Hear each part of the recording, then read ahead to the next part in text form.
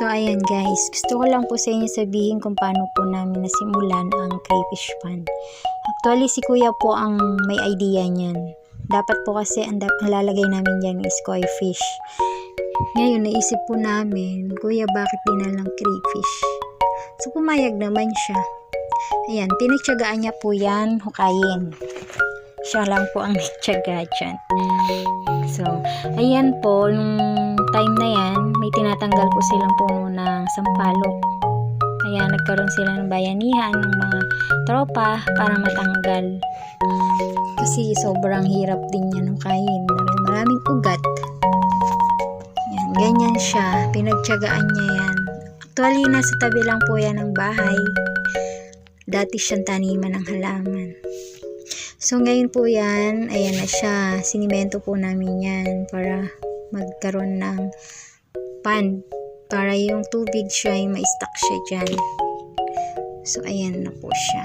Nilagyan ko siya ng divider para nakaseparate po yung malaki at maliit.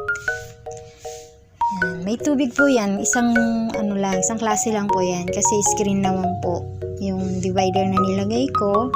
And then, para same lang din yung dumadaloy na tubig. So, pinipilter lang yan. Ayan po, oh. Filter yan. So, ang ganda po niyang tignan kasi nakatanggal po siya ng stress. Parang stress reliever na rin natin. Ayan po yung screen. Kailangan po yan may screen takip para hindi po mag-over the bucket yung ating crayfish kasi tumatalon po yan. Umaakyat. Ayan, ganyan po siya.